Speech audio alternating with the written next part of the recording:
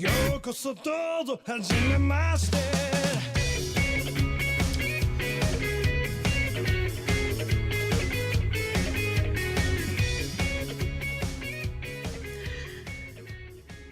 Hello, everyone. Welcome to the GLORIO Chat, the best anime podcast on the internet. The most punctual podcast. Yes, we have managed to carve out a few hours from our busy holiday schedules here and fight through all kinds of technical problems that I'm sure our listeners are just dying to hear about to record one more podcast for 2018. As we did want to fit this one in because, as we like to do a lot of our year-end coverage and take a look back at some of our favorite shows from the past year.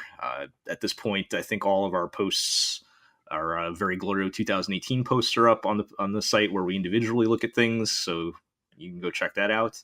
And by the time this recording's out, we should have our top 10 list up as well. So everyone go read that. But we did want to make sure we touched on our favorite shows of the year in the podcast form. So that's what we're here for today. So bit of a light staff as scheduling worked out, but I'm Jel, and we have Iro. Hi. And we have G.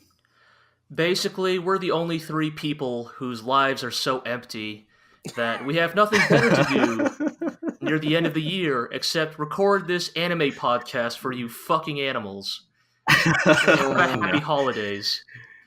Don't undersell it, G. You guys have leapt through some hoops here to be here, and so thank you. But yeah. So we've got a lot, I think, to talk about. So we'll just kind of start moving right into it. Like I said, we're going to talk about the top 10 shows of 2018 according to our infallible scientific formula that we use every year. Okay, let me lay it out. Number 10, Legend of the Galactic Heroes. Number 9, Legend of the Galactic Heroes. Number 8, Legend of the Galactic Heroes. Number 7, Legend of the Galactic Heroes. Okay. Number 6, Legend of the Galactic Heroes. My Conquest is the Sea of Stars. It is an excellent entry in the Legend of the Galactic Heroes franchise and a fantastic starting point, I think, for new watchers. But I think that the lack of context means that it sits here at number 6. Number 5, Legend of the Galactic Heroes, Dainoi Teze. Whoa, you mean over the movie? That shouldn't be on the list. I can't even entertain this bit anymore. Yeah. Anyway, so our actual top 10, if anybody has not been following us for the past 7 years, is we do a bit of a weighted scoring system where everybody submits a list of their top anime of the year. So like number 1 gets the most points, number 2 gets slightly less points, etc., etc. And yes. I think it's generally gets a pretty good list. We could probably all argue about the order of things, but I think generally we pick 10 good shows, and it's hard to find any means of compiling and boiling down the opinions of 8 to 10 different people. But I think it works. Yeah, I would say that broadly, like democracy, it generally works. It generally gets a broad swath of the people's beliefs. But as we've seen in Legend of the Galactic Heroes, sometimes democracy can be used as a weapon to disenfranchise minority voters and continue the cycle of power. Oh, come on, G. Your number 1 anime has been number 1 for like 5 years in a row. Yes. I'm mostly joking. I do agree with you, Jill. I think broadly that regardless of the order, I think the way we do it does ensure that, for the most part, the top 10 is a good representation of the anime that we thought were the general standouts of the year. As we'll get into a little bit later, I think there are always going to be those shows that 1 or 2 of us really rallied behind, but maybe the rest of the cast didn't get to, and maybe we'll talk about that in a bit. Well, Yeah, well, why don't we get into that now? So before we actually get to the top 10, we'll do some quick shout outs to a couple honorable mentions. And So are these literally these were just the ones that didn't hit number 10 based on the numbers, or are these yes. just So ones these are literally decided? Okay. These are literally shows that received votes, but did not make the list. Yes. Okay. Which turns out to be a pretty, I think, decent honorable mention list. And then if you guys want to give one more shout out to Legend of the Galactic Heroes D&T, then maybe we'll throw that in there as well. But anyway, honorable mentions. So we had, we'll just kind of run through these real quick. We had Garo Vanishing Line. Yeah, sure. Hell yeah. The third in the Garo anime, right? Loosely based on the classic Tokusatsu series. Arguably, this one was like it started in 2017 and rolled into 2018. Yes, and in winter 2018, which is why it seems like it aired even longer ago, a million years ago. Yeah, but arguably the best Garo anime. Oh, I don't know. It's definitely. I mean, I think you could have a good faith debate between Vanishing Line and what Carved Seal Flames or whatever. Yes, the Carved Seal Flames. I always forget the subtitle of the first one.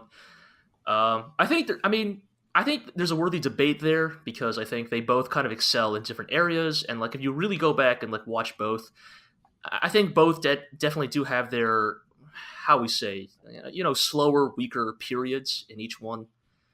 But I'd say Garo Vanishing Line is just a fantastic piece of, just urban fantasy action pulp. I really want to see director Sung-Hoo Park do more stuff. I hope he gets more work and not just the Zombieland OP. Because Vanishing Line was his directorial debut. Yeah. And it didn't do very well sales-wise. Yeah. But that guy's like one of the better action directors right now.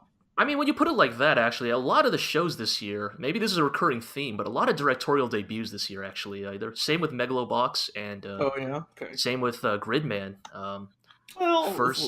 Please, Amamiya directed Hit Show Inferno Cop. My apologies, you're right.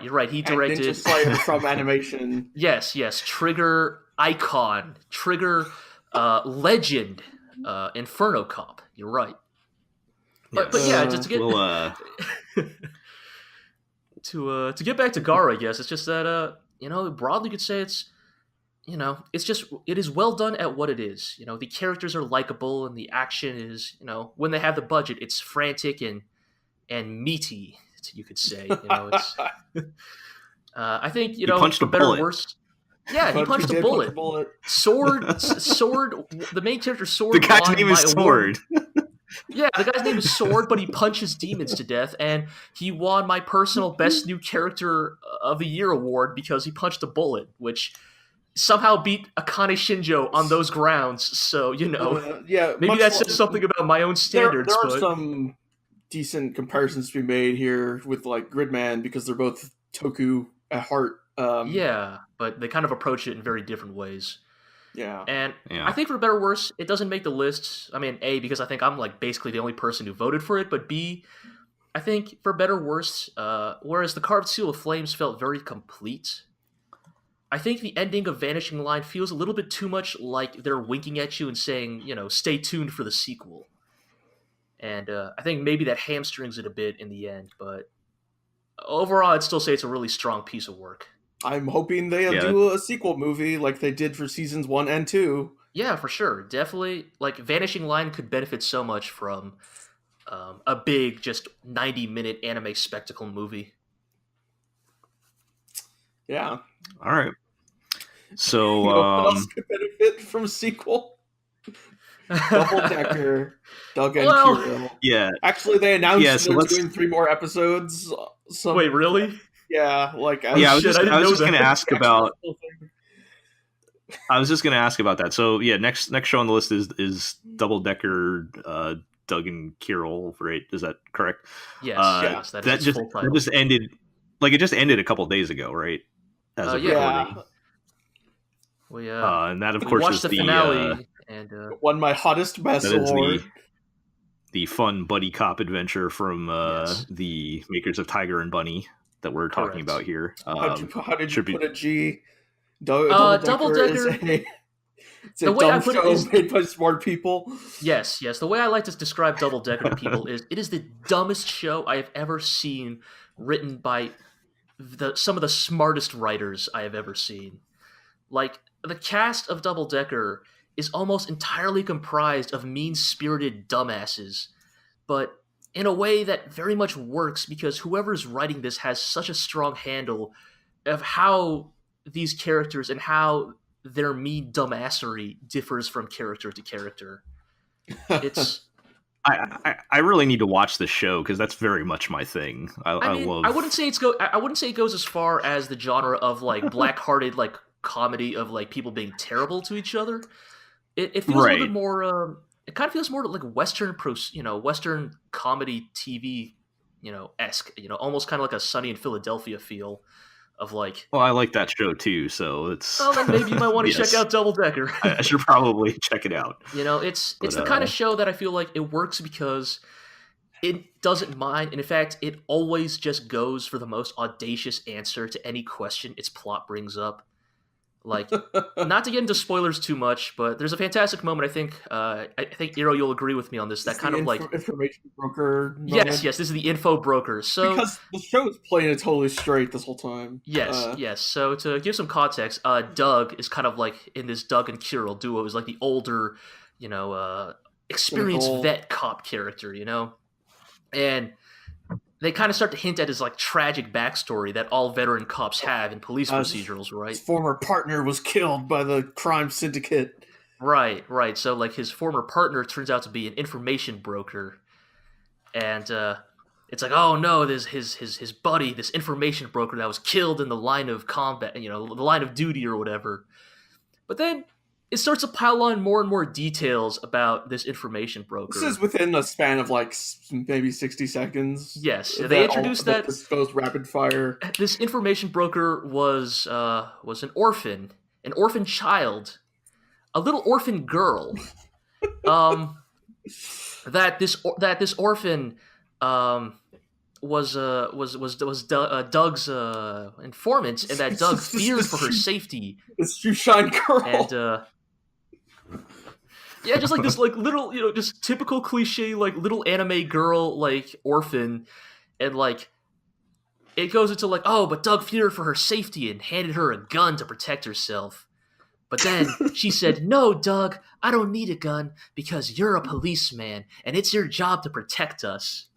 And it plays this so straight that it loops back into this absurdist comedy of like, how could this possibly be even remotely compelling because it is just piling on one trope after another. Like, they explain that, like, this is why, like, Doug is this, like, motivated, like, pseudo, like, class activist socialist who, like, is not only just a veteran cop, but his true desire is to get rid of classism and the barriers between economic classes in the city. Sure. And it's just completely absurd. And, like, this plotline never comes up again. It never gets mentioned ever again after this episode. Just, like... It's just like, basically the writers are like, okay. Just having this, like, 15 minutes of this episode be very serious. This cop has found a lead on the person who killed his partner and is going after them. And then in the last 5 minutes, they go to explain his backstory, and it's like, yes, his information buddy was the shoeshine man. Actually, it was a woman. Actually, it was a little girl. Oh, actually, it was an orphan. Yes, I'm sorry. Yes, you got it much better. Yes, that's the series of reveals. But okay, it's just like that show operates in a way where it's like the writers were asking themselves, okay, Doug needs a tragic backstory. What's his tragic backstory? Oh, his partner got killed. Okay, how did his partner die? Who was his partner? And they decided to answer that question in just how do we make it funny? Yes, the most absurd way possible. And that's just emblematic of that show's writing in general. Yeah. That's what we're getting at. Like, I wouldn't say it's, again, there's a reason why this isn't in the top 10. and I wouldn't even call it the best comedy of 2018, but there's a, I hate to use the term, but there's a real heart to Double Decker. Like it so earnestly believes in how stupid it is that it just ends up. Would you working say super it is well. Would you say it is primarily a comedy?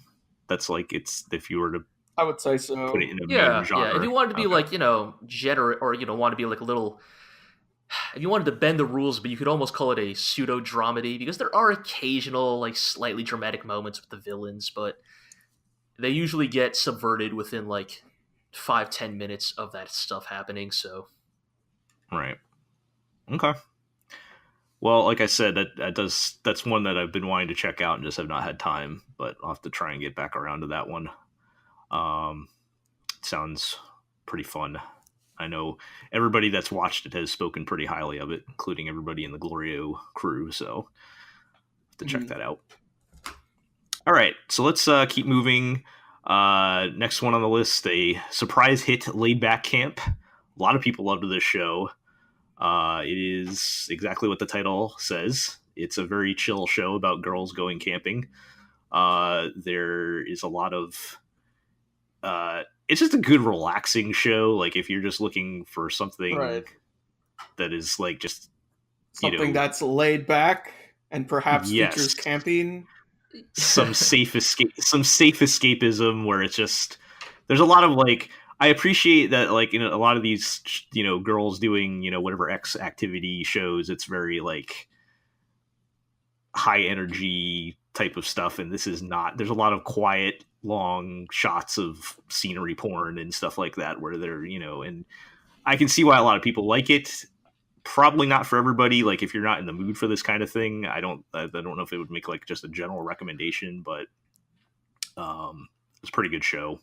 And I can appreciate the appeal of it. I'm just gonna keep moving because we got a lot of yeah. I mean, I guess to say real quick, I guess there's really not too much. Go ahead, G. Sorry. I was just gonna say, for better or worse, the feeling I got from this show is that this is a show that will show up in a lot of other blogs and places' top 10 anime lists, but I feel like it never really quite landed with our crew, I guess. Like, yeah, I guess I feel like I never really heard any of you guys. I feel like it measured up praises. It measured up poorly compared to A Place Further Than the Universe. Sure. Yeah, were they the same so season? they were. Yeah, that was the same. That was the season. That was the cute anime battle royale season. There were so many shows that it got buried under. Oh yes, right. And like Takagi and all. Laid Back Camp actually was one of the best shows out of that bunch. But they also had Place Further Than the Universe and Takagi-san in the same season, and those were better. Shout out to Takagi-san, which did not get any votes. Takagi-san was better, huh? I'm surprised to actually hear that. I feel like I on that towards the end. I personally enjoyed it more. I could see other people thinking differently, but sure. I personally thought it was better. But I mean, I think I was kind of expecting to like Takagi-san, whereas Laid Back Camp kind of came out of nowhere. I was expecting that just to be hot garbage, and it turned out to be pretty solid. So that sounds like your thing. Check it out. Moving along.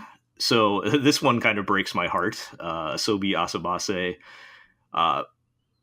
It's like the ultimate girls behaving badly, like, crude anime comedy.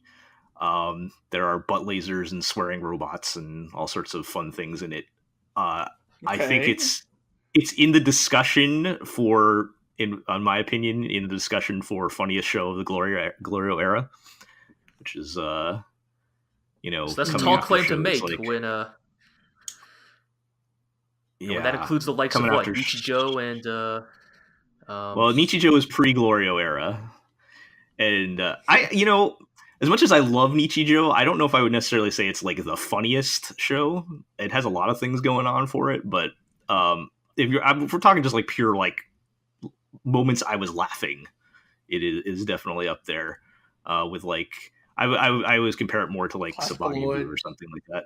Oh yes, of course. that's probably the closest comparison from the GLORIO era that I would pit it against.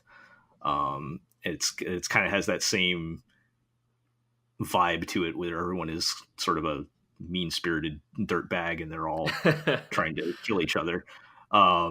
So I'm kind of sad that didn't make the list, because that was a really great comedy. So definitely check that out. And finally, I don't think any of us watched this, but millennial favorite Aggretsuko. I Was I refused to watch it out of spite, because no matter how many show anime I would try to get people I know to watch, like I'd like say, here's all these good shows you should check out, and they would watch none of them, and instead they would watch Aggretsuko because it's Netflix's newest meme. Yeah, speaks to. Go ahead, G. Oh, I was just gonna say, Iro, don't worry. I have totally been in your shoes, where I will be recommending X, Y, and Z, and this fucking casual filth will only talk about shows A, B, and C. And I'm like, all right, fine then. Maybe A, B, and C is genuinely good. Maybe there are some genuine merits to its show. But because you won't watch my favorite, fuck you. I'm going to just ignore it out of spite. G, you're the master of not watching a show out of spite, yes. Oh, yes, yes. I am the, what is it now? Champion since 1998. Yeah, sure. Heavyweight champion of not watching a show out of spite because of its garbage and perhaps arguably subhuman fan base. Yes. But we'll get into that. Maybe another time. But yes, we'll save that for another podcast. I guess we're supposed to be staying positive here. So that is the Sanrio spinoff. That red pandas. About it, yes, the little red panda office worker that gets into death metal to alleviate her frustrations dealing with the working world, which again is why it appeals to the I've heard it's quite good millennial from crowd. a lot of Yes, I mean, and they just put out a Christmas special apparently, so I guess go check that out. But, yes,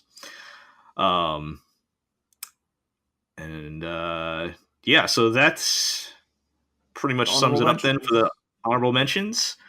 Yeah, and there's probably a lot of other shows we missed in there, but if we missed anything, Sun and Moon. Yeah, Iro, you already snuck it onto the list last year. I know, that's why I didn't this year. Yeah, so I can respect your restraint this year, Iro, to not just try and shove Pokemon again into it's good. into the list somehow. If we missed your favorite show, please yell at us in the comments. But we're gonna and I do want to say sorry, go ahead. Go ahead, G. Oh, okay. Apologies for that, guys. It's early in the morning for some of us. Anyways, I do want to say, I'm sure this is subtext, but I just want to make it text because I think often people can get wound up based on lists. But of course, at the end of the day, this is our subjective top 10 list, and it's not even anybody's individual top 10 list. And we're certainly not going to say that, this is the objective best anime of the list, and anything that doesn't make the list can fuck off and die. These are the shows that we got around to and that we enjoyed. So, no disrespect if there are shows that. Yes. So, no disrespect to any shows that didn't make the list. It's just they weren't for our crowd. Unless Goblin Slayer is in your top 10 list, then you can fuck off and die. But otherwise, there's some shows I would disrespect. I mean, Darling in the Franxx was this year, so sure, yes, that too. Street Girls or whatever. Yeah, but no, this is just the accurate and scientifically proven list. I mean, you're free to disagree, as G mentioned. So, all right, let's get into it then. So, number 10, and you can all follow along at home if you don't have the show notes. You can look at our actual top 10 list where we'll rate more detailed and get other voices. I kind of wish I could have had like everybody on this final podcast, but that obviously doesn't work out. So, but we'll do our best to cover some of these shows like that. Even some of them. I think at least one of us has watched all of them, right? So, We should be Sure. I think we so. should be okay. I think. Yeah, I think so. I checked beforehand. I did the math beforehand. All right. So number 10 is Bloom Into You, which I'm actually glad this is made it on, even at number 10. which is just wrapping up this season. So Bloom Into You. I'll give a quick synopsis for all these in case anybody has not seen them or been following our coverage. But Bloom Into You is the story about there's this girl named Yu who is fascinated with the concepts of romance and how it's depicted in fiction, but she's never experienced romance. She doesn't understand it at all. And then she meets Toko Senpai, who promptly falls in love with her. Meaning Toko falls in love with her, and she doesn't quite know, and Yu doesn't quite know how to handle it. And that's kind of the basis. I think anything else would be kind of spoilerish from there. That's kind of the basis of the drama of where the show goes as the two kind of work out their relationship. And, I would say we're probably the least qualified members of the GLORIO crew to really have any kind of in-depth discussion on this. Yeah. I can't really provide much context as far as like the Yuri genre and how shows like this usually pan out. But I guess what I can say from the context of, mainstream anime and, which is what this is kind of, pushing its way into, I very much appreciate that it does not dance around the subject material all that much. Like it very much calls this a, romantic relationship. I think of shows like, let's throw out Sound Euphonium as an example, where, there's girls that seem to be really into each other, but they never actually say it, and they dance around the topic and, go other places with it or whatever. Like, this is very much focused there's on... There's the one episode where they like straight up call out the certain stereotypes in the genre, right? The like class S stuff where... Yeah, where they very quote, specific... unquote, heavy scare quotes of what I'm about to say, where it's okay if girls date when they're students because it's just practice for later when they date men. And they're like, no, that's not. That's not. Yeah, that's like not this is this. That's not how it works. And I mean, there is like, and it is like, there's like a not just an emotional, but there's a physical component to their relationship that they're trying to navigate. Like they're not like dancing around that at all, and I very much appreciate that. I mean, at least in context of mainstream anime, it feels almost like groundbreaking that they're so open about all of that. And even just just that. I mean, you kind of have to just respect that in itself. But even beyond that, I think it's it's pretty well written. The story's good. The characters, you like the characters, and it's a nice production overall. So it's it's not just that it's doing something progressive, but also that it's just a good show. Yeah, like the character drama level stuff would work regardless of some of the other elements. Which is not to say that if you just took it all out it would still be good or whatever, but the writing is solid. Yeah, well, I think what you're saying is that it stands on the merits of being a good piece of work, regardless of just divorced from its good intentions and its bold willingness to like confront these kind of topics. That taken on its own, it is a well executed piece of fiction. Even if it were a quote unquote normal romance story, like the character relationships and issues therein would still function. Right. Yeah, like I guess by like contrast, like we talked about this in the last episode with Zombieland Saga, how it introduced a transgender character, which was cool, but like the show is still bad, and I don't want to watch the show. Right. So you appreciate like, okay, that's cool that what they did, but like at the end of the day, the show is still that's not the case with Bloom Into You. Like it's actually still just also a good show. So definitely recommended. All right, so let's keep moving then. This might be one of our more controversial choices, at least amongst the GLORIO blog.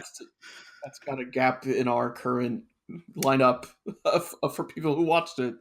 I think this is definitely the show that, at least, unfortunately, the selection of people we have here is going to make talking about this one in earnest kind of difficult because.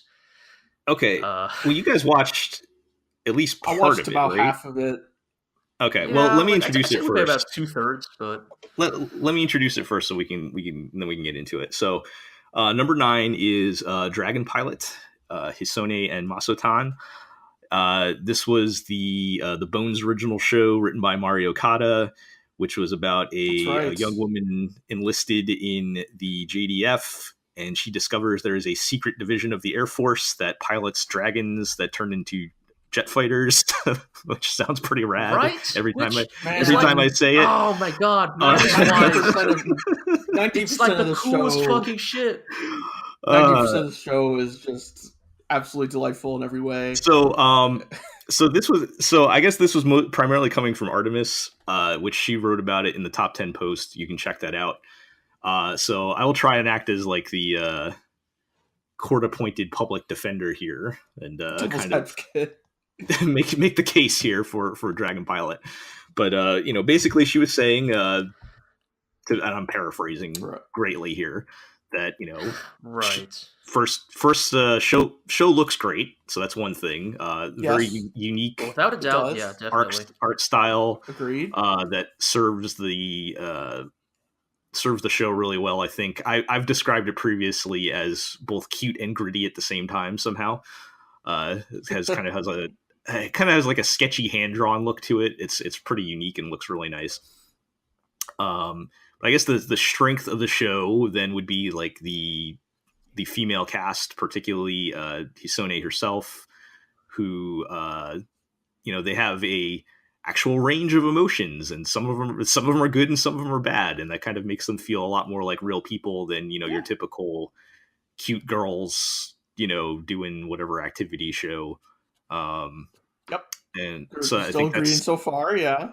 Yes. So I think. That's the show's strong points. She does mention, and I think you guys have mentioned in previous discussions on this, the big asterisks on this is the male characters, who are all just jerks who are talking about how the girls are too emotional or trying to sleep with them or both. And the show probably doesn't quite do enough to condemn them for it. One might say the show does nothing. Yeah, so I hate to roll right into like our litanies against it, but and again, it is it represents an aspect of what some members of this blog believe are the best anime of the year. But I think I don't know, at least for Iro and I think Dragon Pilot is just it's a shame. It's a show with a lot of heart and fantastic visuals and animation, and in other words, as you said, Iro, like 90% of that show is fantastic, but like the last 10%, like the narrative and the way it's executed, it plays with a lot of tropes in a way that actually make it supremely difficult to like because of the tropes it uses. It's just like, haha, women, am I right? The show. Yeah, it definitely plays into that. Like, here's the thing, right? Like, I think there's actually a ton of potential for a story that is about like the difficulties and struggles of professional women in the workplace, right? Yeah, especially definitely. in the military, which is so strongly male dominated. Like anybody who has, anybody who knows soldiers, can tell you that the military tends to, intrinsically breed a rather conservative mindset or a rather traditional mindset. And that's true across all branches of the military. And, the JSDF is no exception. But so it's not like these characters are inaccurate, right? Like these hard-nosed, kind of swaggering, kind of condescending men in the military. That part is actually very believable. Where I think Dragon Pilot, at least for me, where it struggled is that it never really quite wrangled with what that implied and what that meant beyond just like, oh, these guys are jerks, but also these women, they're just so emotional. Am I right, guys? Right. Like I spent the front half of the show, assuming they will all get their comeuppance at some point, or that Hisone and the rest of the Dragon Squad would somehow prove them all wrong. And at some point, I realized the show was not going to do that.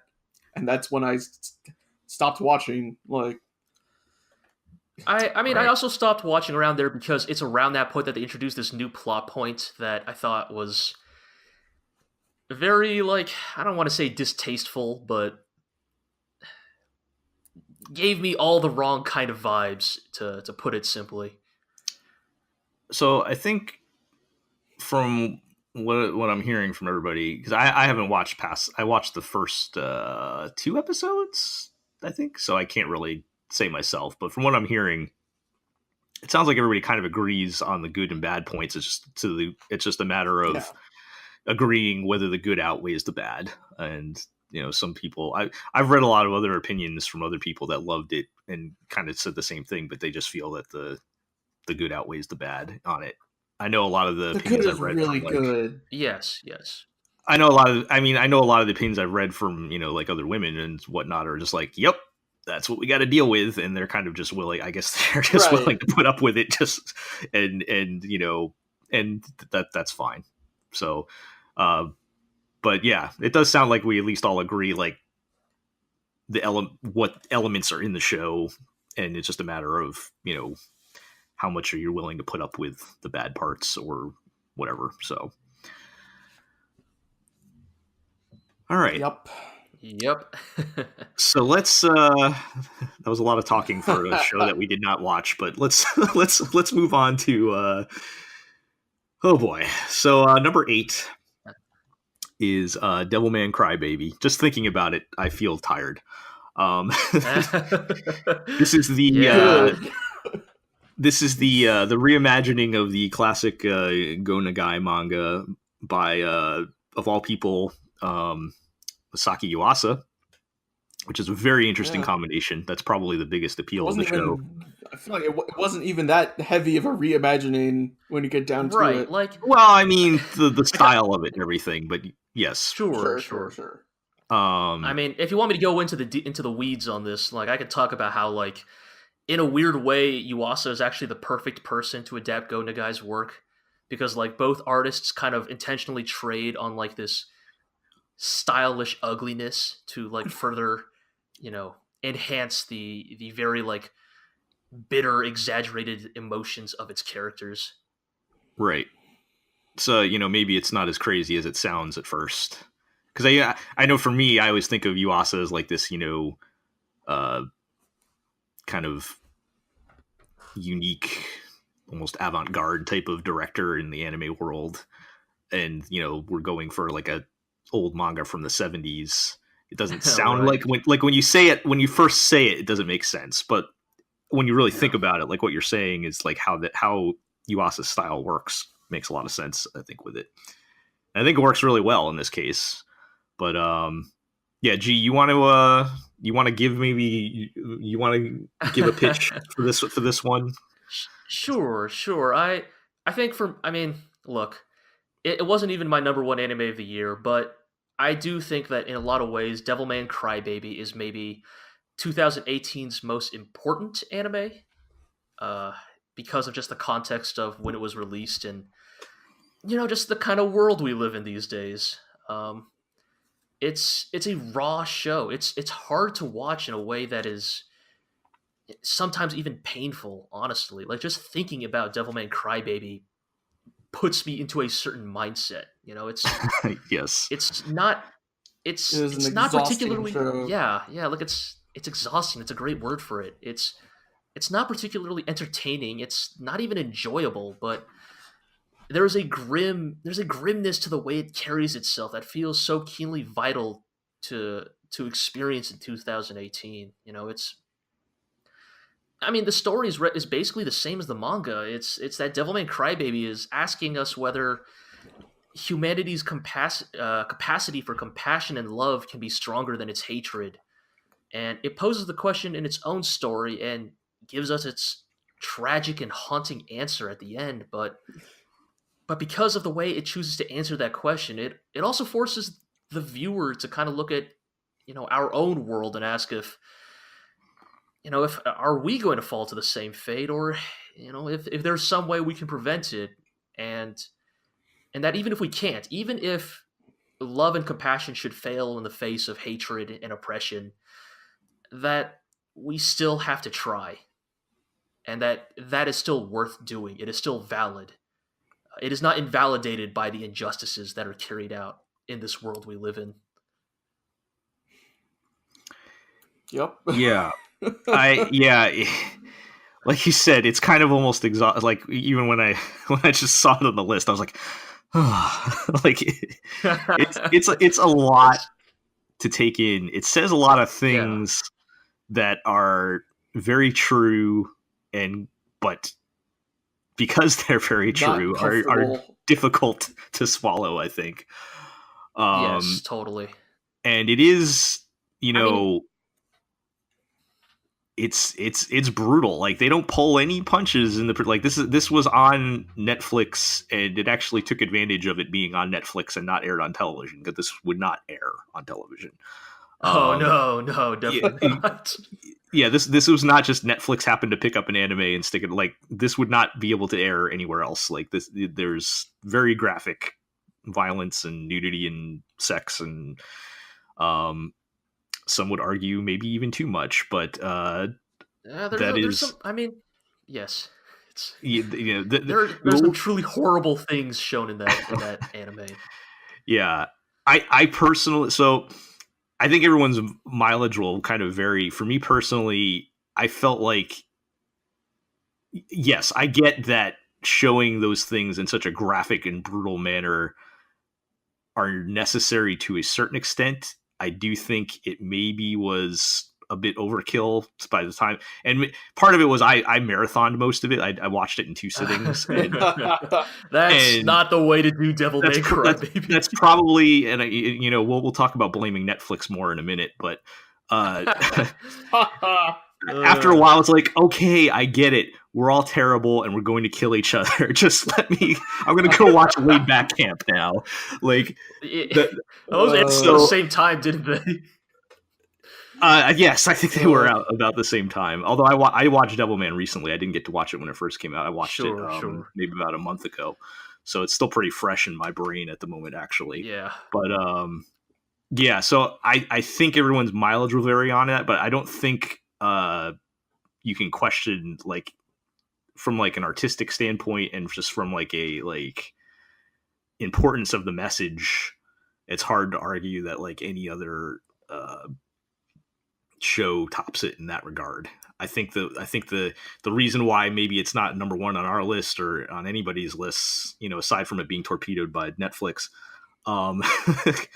is kind of what you're saying. It's like, yes, those are all true things, but like, am I enjoying it? Do I feel satisfied by this? And maybe we shouldn't feel satisfied. Maybe that's the point. But also, like, I don't know. Does that mean like I would never want to watch it again?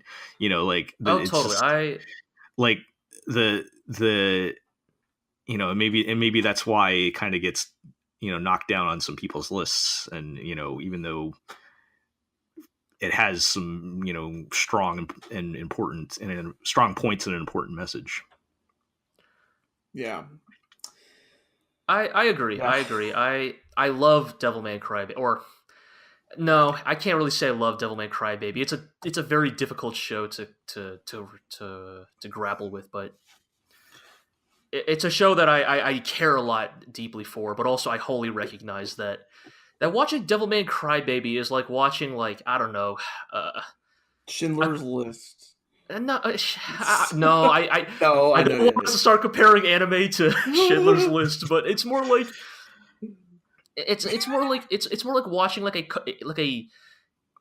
a 3 to 4 concentration of the whole year's worth of news, like just everything everything about like humanity, all of its filth, all of its hatred, all of its sin, just condensed into this 12-episode series, and in many ways that's kind of what makes it. I think it's only 10, isn't it? Or 10. It's only 10. Right, it's only 10. My bad. So it's really condensed. Yeah, it's like it makes it so powerful because you are kind of just left completely drained of everything upon finishing it. But it's a very 2018 show. Yeah, but also I totally understand. Like that's not something that everybody wants. I mean, for me, it's like when I was ordering my own rankings, I had to recognize that, like, yes, I respect Devilman Crybaby a ton, but there are other shows that I enjoyed more, and that there's nothing wrong with enjoying entertainment. And because while I think entertainment like Devilman Crybaby is super important, and I want more of it to be made, I will never condemn somebody for not wanting to put themselves through it. Yeah. Right. Yeah, it's just a matter of what do you personally value more in your entertainment at this point? Are you looking for, things that are making a statement and, things that are, important, or are you looking for something to escape from all the horrible things? Right. And, Yeah. I think there is a certain, like I was talking about before, there's a good kind of escapism where you just want to, watch something fun, and so that's fine too. So it's just a matter of what Yeah, where we you're can't at in life. handle. Life can't just be nonstop, bad stuff. You need good stuff too. So. Yeah. But you can't ignore the bad stuff. It's got to be a balance. So Yeah.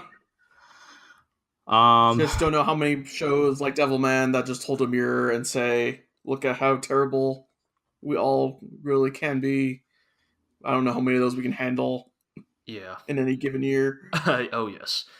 Right. But we do appreciate it for being there, and yeah. for being willing to do something that I think no anime since the legendary 1988 OVA Legend of the Galactic Heroes has achieved. All right. Yes. All right. So let's keep moving along then. Number 7, we have Planet With. This was the. Hey, surprised this made it this high. I am this frankly is the very surprised this even made the list at all. The polar opposite of Devilman Crybaby in many ways.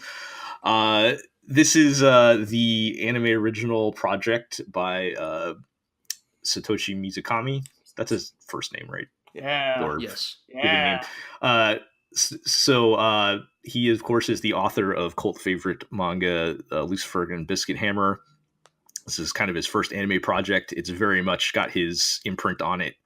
And plot wise, it's something about these two factions fighting over the evolution of the people of Earth or something. And mostly it just pans out to a bratty kid fighting in bad CG mecha fights. But you gotta do me dirty like this. But look, if Gel wasn't gonna do it, I was gonna bring it up. I'm just trying to give the whole picture here. But in spite of its flaws, it definitely won me over. It won a lot of us over just with the sheer amount of heart and optimism in it. Which is very much Mizukami's thing. And Iro, if you want to give any additional pitch on that, go for it.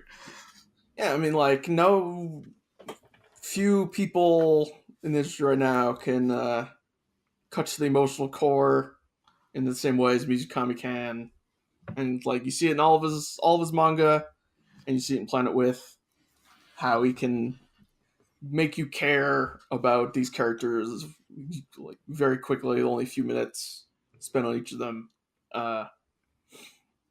and just make you believe in their struggles. Like, right. I wouldn't even say, like, especially we were just talking about how Devilman is very real and important and heavy and all that, and Mizukami stuff, including Planet With, is almost the total opposite in that it's super. It can be very cheesy and, like, one might say juvenile or just like light, but there's such an earnestness and heart to it that you can't help but become attached to it.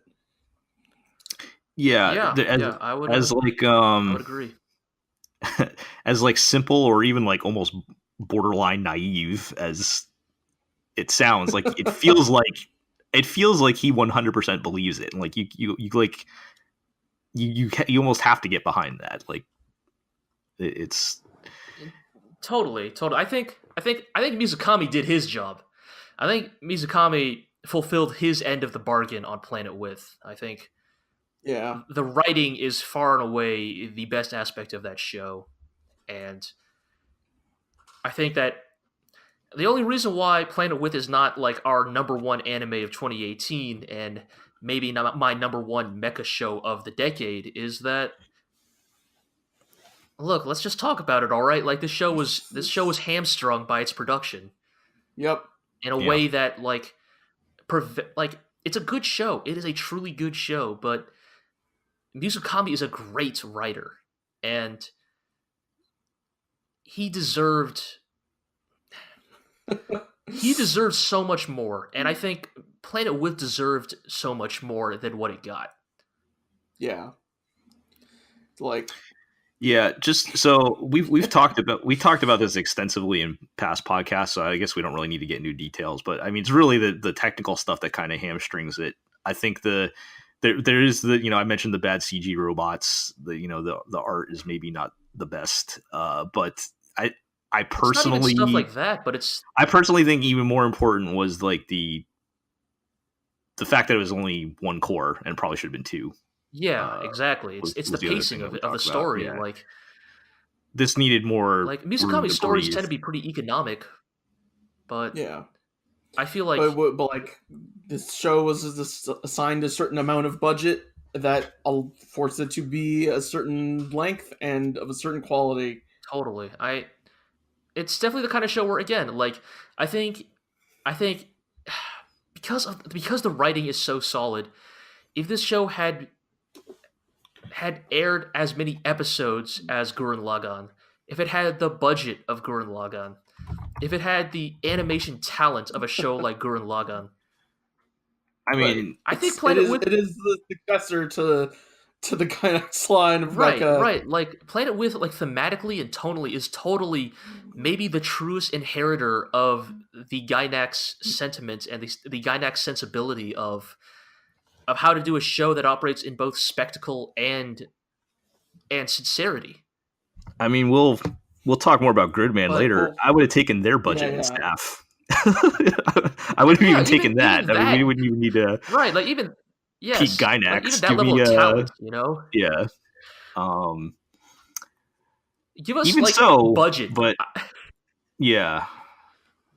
Even It's so, just really go ahead, Iro. disheartening to see, like, being, because I've been the fucking evangelist for Satoshi Mizukami for years now, getting y'all to read Boost Camera and shit, Spirit Circles and Goku Yoko and all that, and so it's just really disheartening for him to finally get an anime, like something that people might actually pay attention to, and then have it be so unnoteworthy in so many ways, you know. Well, I think you know what I think the saddest part is, like, people that watched it liked it, but I think because of those technical things, that outward appearance, it makes it like an even harder sell.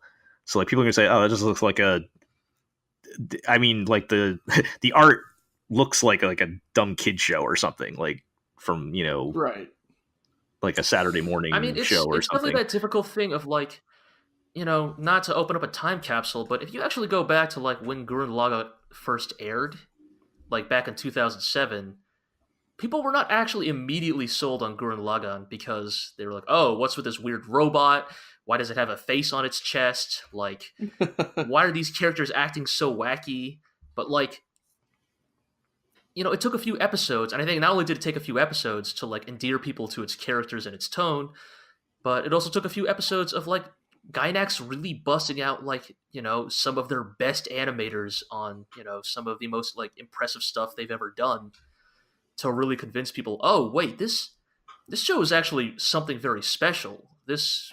We need to be paying attention to this. And I think for Planet With, I think people would have been able to get over the designs and some of its rough edges if it just had, I don't know, it just looked better, I guess.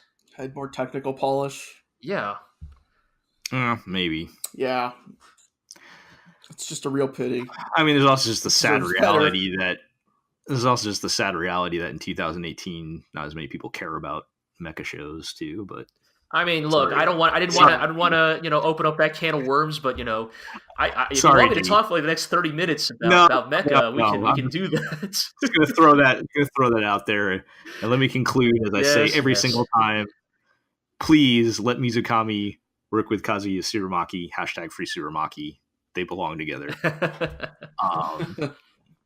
He should have directed this, but anyways, despite all that, it still made number 7 on our list. Like I said, everybody that actually watches it, that I've seen that has actually watched it, has really liked it, and I think that's a testament to the strength of the writing and the characters and everything, that it's manages to overcome its flaws to that level. At least it's just kind of sad because, like Iro said, this could have been like the best show of the year.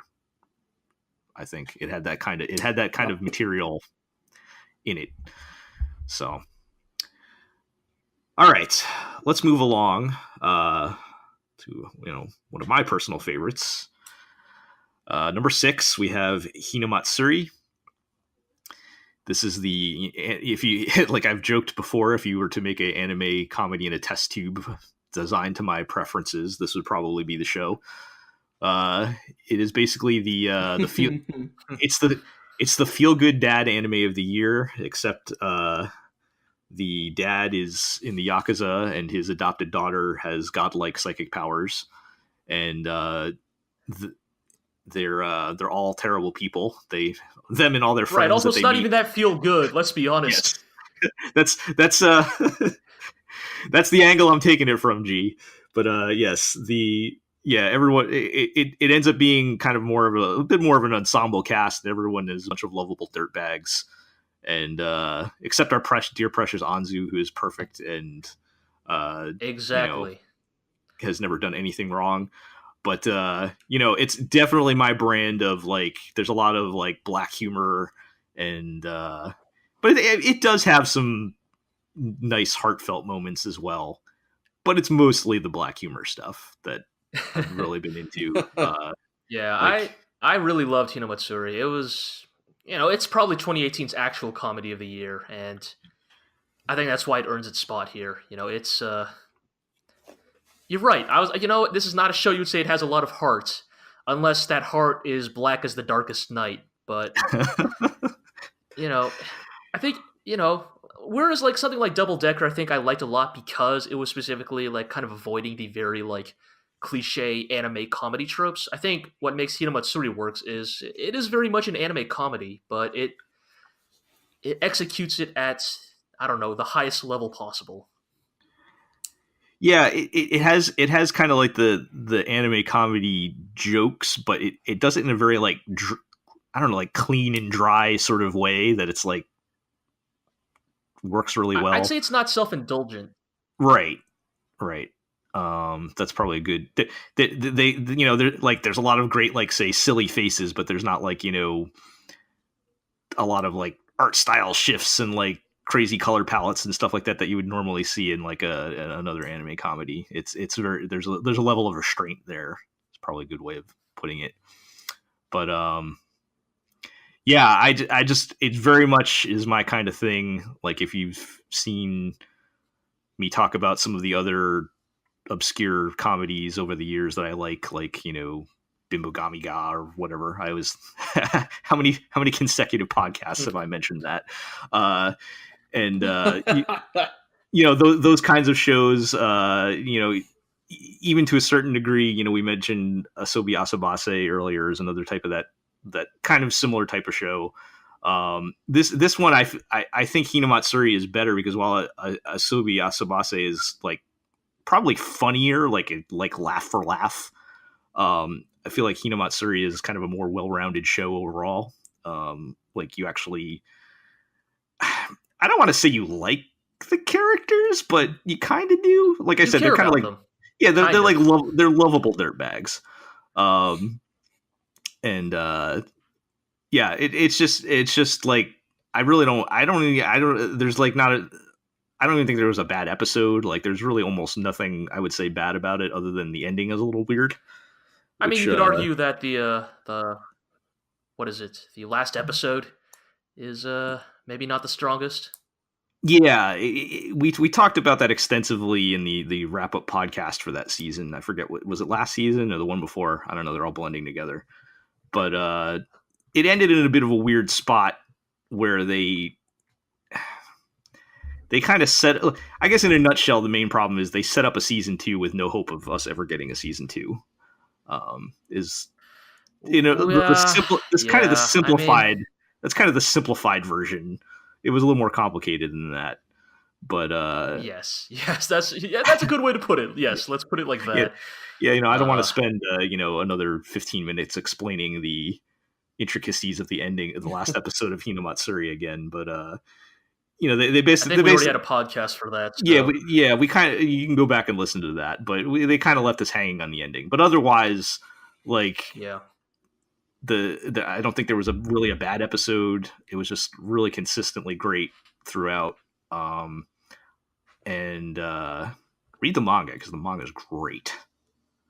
If they don't announce that second season, we're never. I think it sold. I think the show sold horribly. So I would not hold your breath for season 2. So check out the manga. Yeah. It follows up on everything beautifully. And in some ways, it's probably even better than the stuff in the anime. Definitely check that out. But it is the best, probably the best pure comedy of the year and one of my favorites of the GLORIO era for sure. And I'm the comedy guy, so I've got that pretty high on my list. All right, so let's move along to number 5. Which is, I gotta admit, I thought the way you guys talked about this show, I thought this was going to be higher, but then I looked at the other top 5, and I don't know where it would go. 2018 was hard.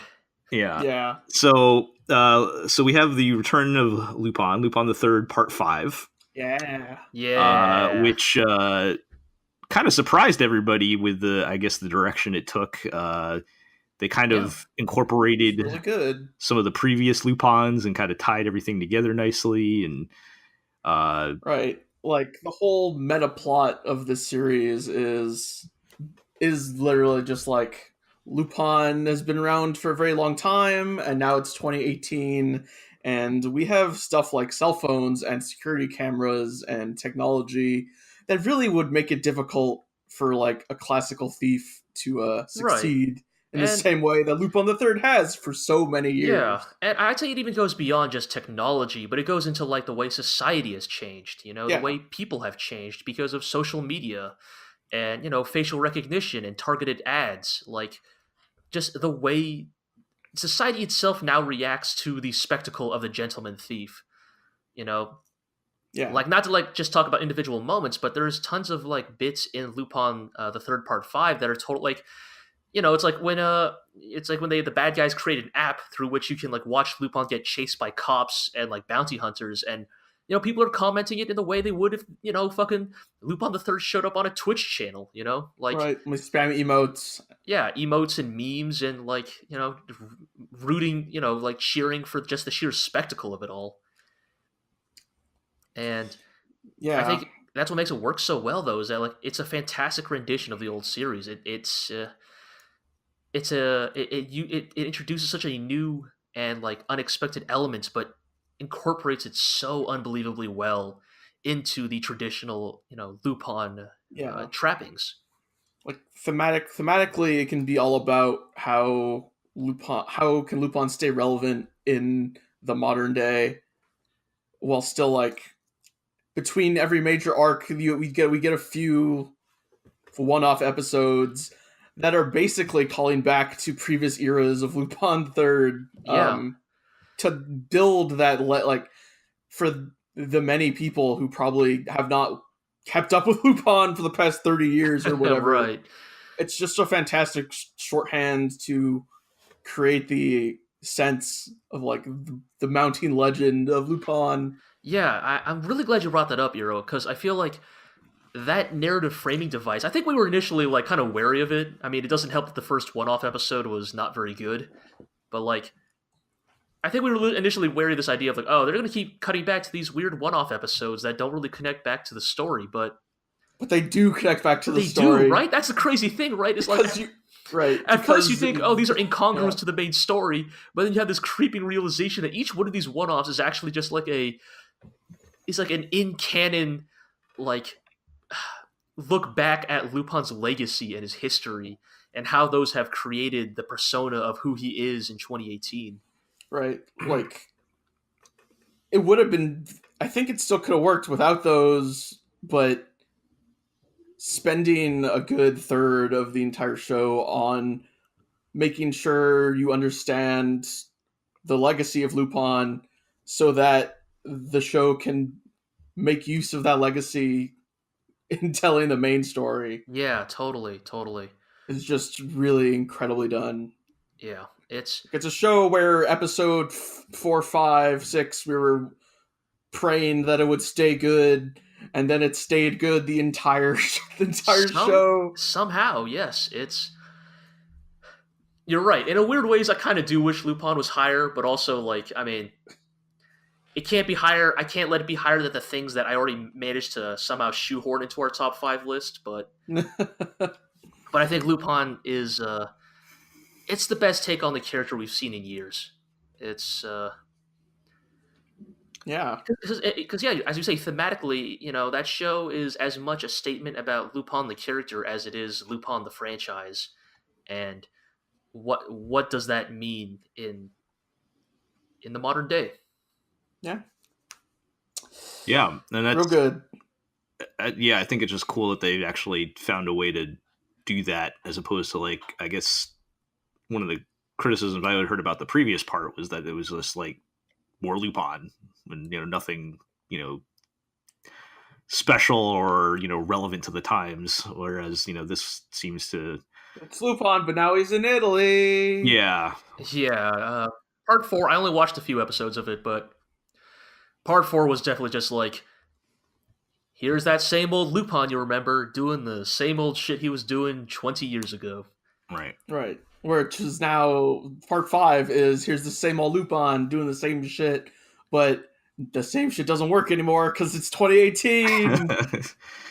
Right. How is he gonna deal with it? Right, now Facebook and Google and Amazon rule everything. Yeah, it's pretty great. What the ultimate villain of that show is basically like evil tech bro. Yes, he's like Mega Mark Zuckerberg or something. Omega Mark Zuckerberg. It's pretty good. All right. So let's continue on our march of shows inspired by old shows here. And at number 4, we're gonna that's the next few, isn't it? We're gonna talk about we're gonna talk about at number 4, MEGALOBOX, which is I guess loosely inspired by the classic boxing anime or manga, or both, Ashita no Joe. This is a much more kind of stylish, futuristic take on it, though, and it's not just normal boxing, but it's people boxing, cyber boxing. It's people boxing with robot arms, which still seems way more dangerous. It's taken already like infamously violent, dangerous sport like boxing, and attach cybernetic actuators to people's arms so that they can punch even harder. Hell yeah! So. Hell yeah! In the spirit of trying to don't get worked up about the details of megaloboxing. In the spirit of trying to stay positive here, I'll turn you guys loose on this show. I didn't particularly care for it, but I know you guys really loved it. So go ahead, G. All right. So apologies to all the listeners. Like, this is basically where I'm going to make my stand, because, in my opinion, MEGALOBOX is 2018's best anime. I personally believe that it is by far the most wholly complete anime of 2018. Iro, you introduced me to a German term that kind of described MEGALOBOX. Do you by any chance remember it? The Gesamtkunstwerk? Yes, Gesamtkunstwerk, which is a Wagner-era term that basically describes a piece of fiction that is truly perfect in all of the aspects that it aspires to. And I believe that describes Megalobox perfectly, in the sense that I believe that in every aspect of its technical production and presentation, whether it is its music, the way that music is used in story, the sound design, the character design, the way its narrative is delivered both through dialogue and visual storytelling, its aesthetic design, all of it is achieved to a sheer technical perfection in a way that no other anime comes close this year. If we were to use like the old GameSpot review system, where you like assume you assign a numerical score to individual aspects like music, visuals, etc. Like Megalobox is like a 10 in each one, and in the sense that like in each of these aspects it's set out to achieve, it renders them masterfully. It's how do I put it?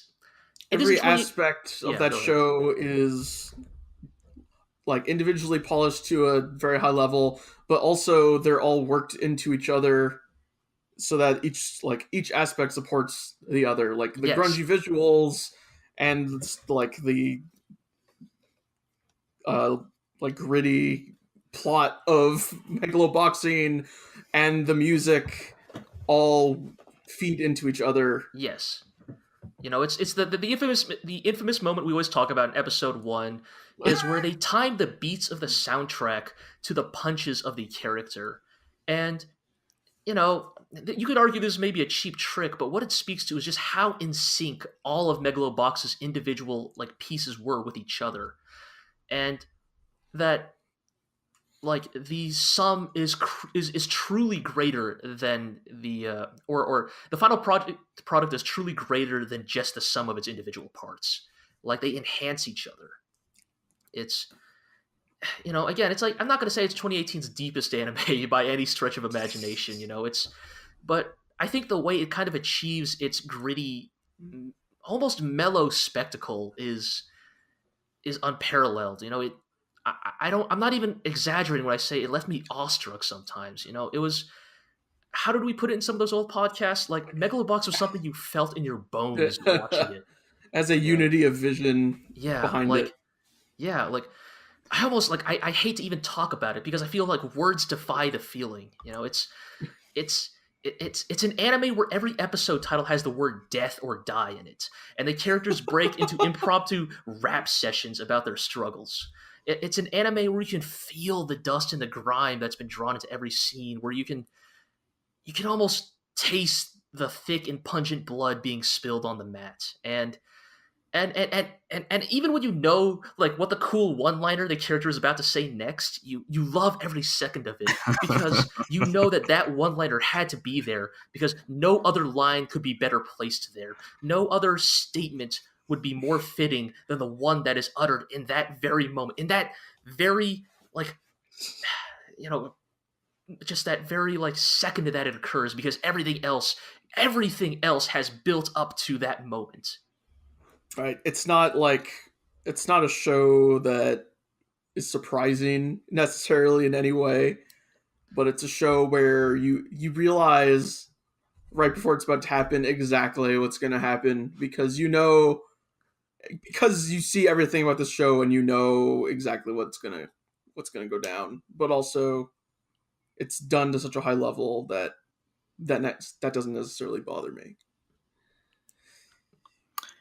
Yeah, so I think this is a good example of just how, I guess, where our tastes differ or where our preferences differ. Because we talked about the last time man, there's a reason this isn't number one. Okay, I get it. Yeah, the last time we talked about the show, we talked about how when I tried to watch it and I was predicting what lines were going to happen next, I was getting annoyed, and some people are going to feel like you guys, and it's all about the experience, and you want them to say those things, right? They're saying the things you want to hear at that part, right. And I'm like, I'm cool with like, I don't think anybody can argue like the presentation and style and like the music and everything is fantastic, and I very much enjoyed that aspect of it. But for me personally, that's going to keep me entertained for like 15 minutes. And then, I want to see, either something more ambitious or something more or ambitious writing wise or story wise or something more creatively interesting or something. And I think I think that's just preference stuff, but again, I respect we're that. not. I respect that take. I think the way I would put it for me is like Megalobox is like the technically perfect like gymnastics or ice skating routine. Like in many ways, like the best of these types of routines are very choreographed, right? They're very predictable. Like you know that at this moment in the routine, the skater is going to do this kind of twist or this kind of flip or whatever. And what is truly impressive about it is not necessarily the ingenuity of it, but the sheer technical excellence. Like it is achieved so perfectly. It is accomplished so flawlessly that in and of itself is the truly impressive thing. Right.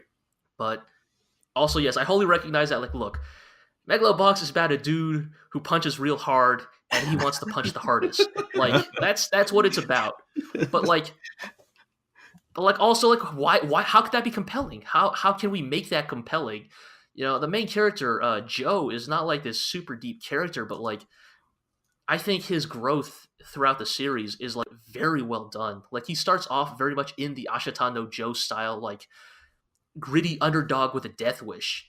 Like, one of his greatest lines in the first episode is literally, "They don't make tombstones for stray dogs." Like he has nothing to live for but boxing. That is a good line. And how he evolves and how he changes throughout the story into, in many ways, it's actually kind of a delightful inverse mirror to the original Ashita no Joe, where in the original story, Joe finds his purpose in boxing. He finds life in boxing. Before boxing, he had nothing to live for. And so that is why when he dies in the boxing ring, spoilers, in the original fucking 1970 whatever manga, Ashita no Joe, Joe dies at the end. Like, that's what kind of makes it beautiful and compelling, is that he dies doing the thing he loves.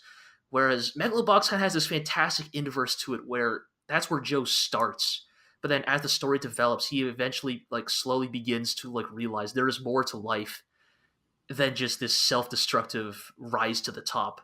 And that there are other things worth living for, and that in no way invalidates the thing that you devoted your entire life to up to that point.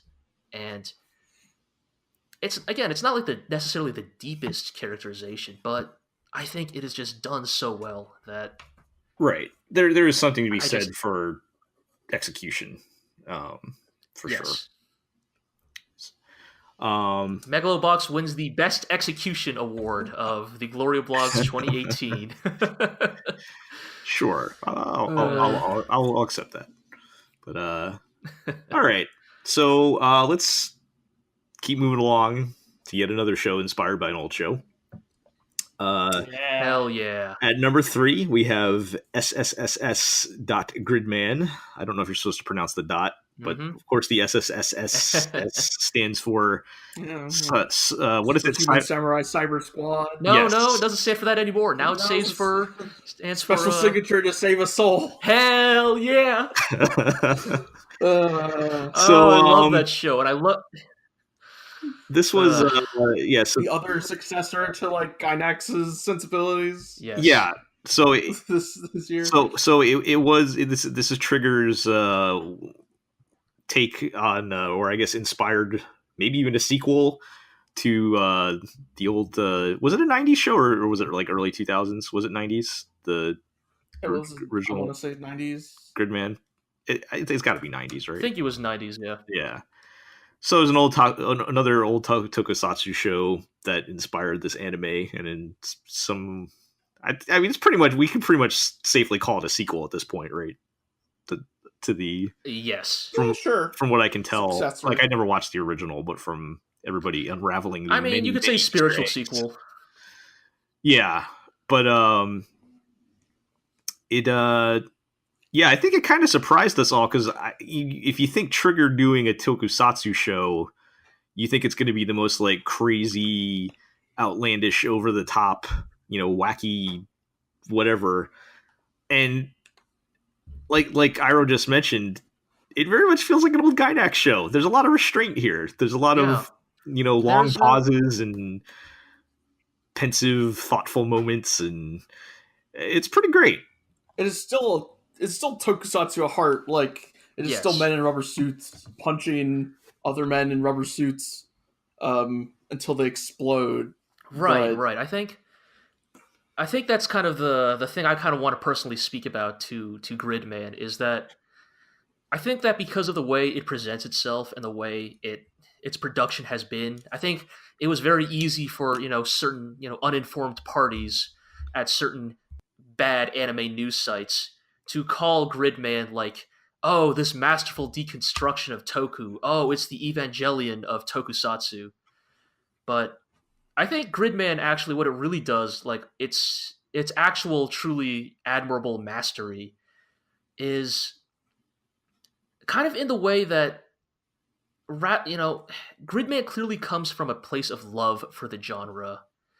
And the thing I have to say every time that is brought up is that the writer has worked on lots of yes, Toku. Exactly. And I think instead where Gridman truly succeeds is that instead of trying to find a way to quote unquote break the genre, instead it's evoking dives down to like the depths of genre. Like it finds a way to evoke all the best elements of that genre and seeks to present them in new and interesting ways. Yeah. Just thematically goes ahead. into like what took, like I just said, it was about men in rubber suits punching other like men in monster rubber suits. Exactly. It also gets into thematically like what is a tokusatsu hero? What is a kaiju? Like what is thematically the purpose of such a conflict? And, I appreciated. Sorry, go ahead. Yeah, I was just going to say, I did appreciate, obviously it has the Toku elements, but even like as somebody who doesn't know anything about Tokusatsu, didn't watch the original Gridman, not that those things are bad, but I just don't, I haven't been into that. It still stands up on its own, and you can it does both of those things. I mean, it's not like one is more important than the other, but it's a good standalone anime on its own. And then it's been kind of fun watching. But there's the extra depth there. It's been fun watching. It's been fun watching from the sidelines all the people who do know about the original Gridman kind of unraveling all the Easter eggs and connections and like things that they put in there that really showed a love for the original show and the genre. Totally. I mean, I guess personally for me, in a lot of ways, like it is. I think Iro, you put it best a while back that it is both like the least but also most Trigger show in some weird ways. Like it's. Yes, you're right. It is quiet. It is thoughtful.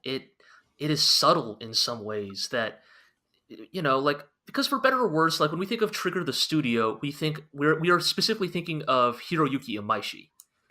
We are thinking of Imaishi's sensibilities. The director of Gurren Lagann, the director of Kill la Kill, the director of Panty and Stocking, the director of Sex and Violence at Mach Speed. Yes. Like in many ways, like he is a legendary and iconic anime director, but he also has these highly specific sensibilities that lend a very specific tone and expectation to the studio. And of course, that's not always true, right? Like we have, Yo Yoshinari's, excellent, Little Witch Academia stuff. And, you have tons of other very talented animators there, like Takafumi Hori, and I guess also Akira Amamiya, the director of Trigger Icon Gridman, and also Trigger Icon Inferno Cop. Right. Like when we go to Anime Expo and see Trigger announce that they're doing Gridman, doing an adaptation of some 90s show Gridman, and also its American version Superhuman Samurai Cyber Squad by the director of Inferno Cop, and you kind of just sit there and go, huh. You have certain expectations. Right, that's what I was saying. Weird That's what I was saying Which earlier. match is this going to be? Right. Yeah. Like, And then they play a video of Amamiya going to a shrine and praying for the success of the show and explaining how it will be greater than Disney and Teenage Mutant Ninja Turtles. Gridman will truly go down to the ages. One of the best. But I guess that's the thing, is like what Gridman reminds you is that Amamiya, yes, the lauded director of Inferno Cop, but also a true Gainax vet. Like, this guy worked on Gurren Lagann. He worked on Die Buster. Like, this man is he is no stranger to the Gainax legacy. And I think that's what really shows in in Gridman. I think it's yeah. There's some heavy Ava influence there. Oh, totally. I'm definitely not going to discount the very heavy Ava influence on Amamiya's directing style. I do But think. I think Go ahead, G. at the same time, he's not just emulating it, right? Like, I think the very big danger, and the thing I spoke about in our Mecha podcast a while back, is that, like, the problem with a lot of the problem is never ever honestly Ava itself. It's unfortunately what the rest of the industry took from Ava, right? Like, the thing I like about Gridman is that, yes, it is heavily influenced by Evangelion, but also it does not feel like it doesn't have this weird slavish desire to just emulate it. Yeah, you guys kind of touched on earlier. This is not like trying to deconstruct or quote unquote deconstruct or break the genre apart or do something wildly different with it. It's just kind of like when we say it feels like an old Gainax show, it's more the tone and not like, I guess, what they're trying to accomplish with it. But right, because that's part of what Evangelion does is taking those mecha tropes and like spinning them in a different way or whatever. But this is still accomplishing ultimately the same purpose of a toku show or whatever. But it just, the style and tone of it is very, very different, which is pretty cool. Yeah. Well, I mean, look, I don't want to turn this into the Ava podcast. We're saving that for another date. But, I think even then, right, it's like what made Ava work, and I think what makes Gridman work is, I think these are works that come from a place of love and appreciation for the genre, Right. I think Gridman, you can clearly tell that Amamiya loves Toku, that he really cares deeply for it as a genre, and that he's trying to do as best for it as he can. Right. And I think that reads very well in the way Gridman is presented. Yeah. Yep. I think. Shouts to Keiichi Hasegawa, the writer. Oh yes, of course. I think, and you guys started to touch on this a little bit. I think more than anything, I'm just excited to see Trigger has more talent than just Imaishi, that they can do other types of projects and not just be, that's a Trigger show, and that means you're going to get exactly this every single time. And I'm glad to see that they have more of a deeper bench that we never, not that they weren't there before, but we just never really get to see it up to this point.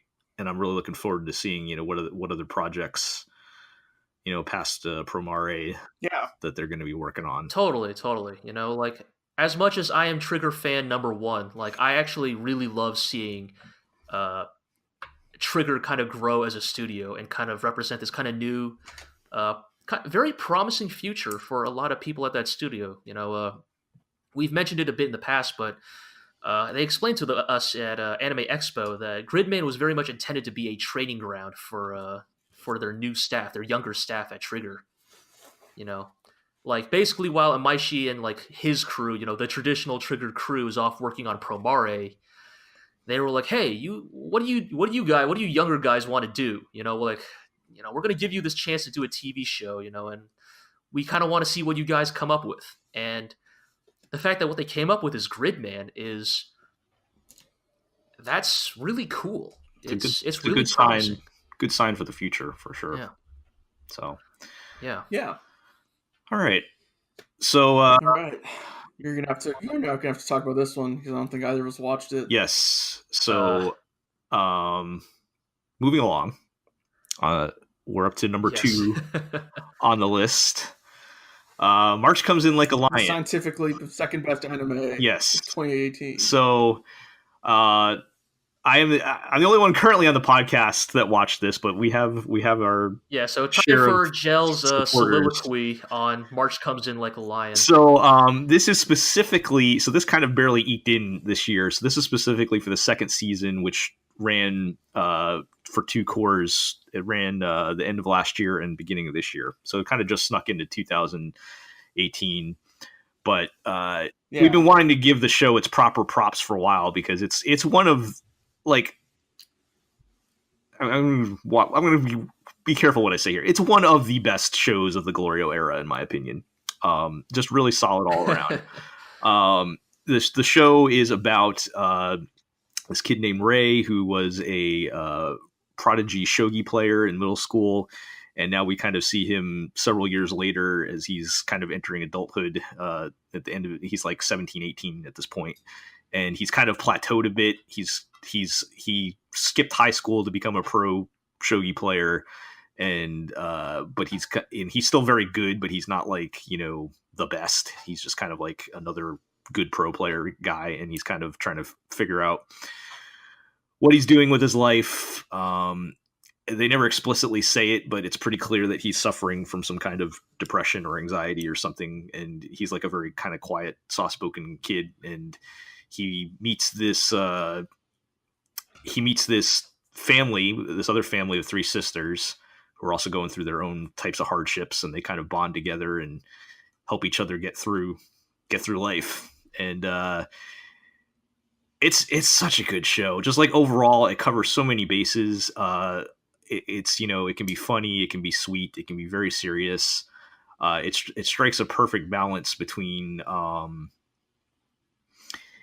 like when it gets serious, like it will get serious and like not pull any punches. Like there's some pretty dark stuff going on in Ray's past that they bring up.